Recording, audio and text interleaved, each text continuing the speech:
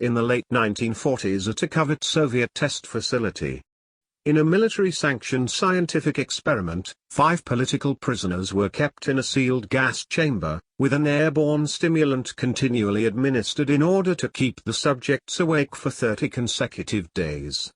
The prisoners were falsely promised that they would be set free from the prison if they completed the experiment. The subjects behaved as usual during the initial days, talking to each other and whispering to the researchers through the one-way glass, though it was noted that their discussions gradually became darker in the subject matter.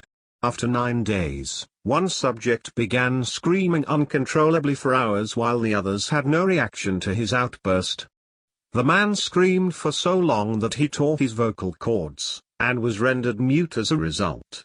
When the second one started screaming, the others prevented the researchers from looking inside by pasting torn book pages and their own feces on the porthole windows. A few days passed without the researchers being able to look inside, during which the chamber was completely silent. The researchers used the intercom to test if the subjects were still alive, and got a short response of a subject expressing compliance. On the 15th day, the researchers decided to turn off the stimulating gas and reopen the chamber. The subjects did not want the gas to turn off, for fear they would fall asleep. Upon looking inside, they discovered that the 4 surviving subjects had performed lethal and severe mutilation and disembowelment on themselves during the past days, including tearing off flesh and muscles, removing multiple abdominal internal organs, practicing self-cannibalism on themselves, as well as cannibalism of the second subject, and allowing 10 centimeters, 4 inches, of blood and water to accumulate on the floor by jamming pieces of flesh from the second subject into the drain, who was found dead on the floor as soon as the chamber was opened. The subjects violently refused to leave the chamber and begged the scientists to continue administering the stimulant, murdering one soldier and severely injuring another that attempted to remove them.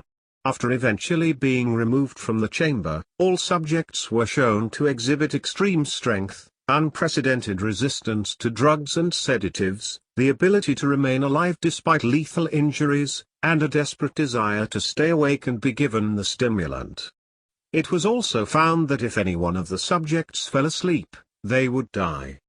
After being somewhat treated for their severe injuries, the surviving 3 subjects were prepared to return to the gas chamber with the stimulant by the orders of the military officials, though against the will of the researchers, with egg monitors showing short recurring moments of brain death. Before the chamber was sealed, one of the subjects fell asleep and died, and the only subject that could speak screamed to be immediately sealed in the chamber. The military commander ordered for 3 other researchers to be closed inside the chamber alongside the 2 remaining subjects. One researcher immediately drew his gun and killed the commander and the mute subject by shooting both of them in the head, causing the other person to flee the room. With only one surviving subject, the terrified researcher explained that he would not allow himself to be locked in a room with monsters that could no longer be called people. He desperately asked what the subject was, to which the subject smiled and identified himself and the other fallen subjects as an inherent evil inside the human mind that is kept in check by the act of sleeping. After a brief pause, the researcher shot the prisoner in the heart, and with his dying breath on the floor, the subject muttered his final word, "free."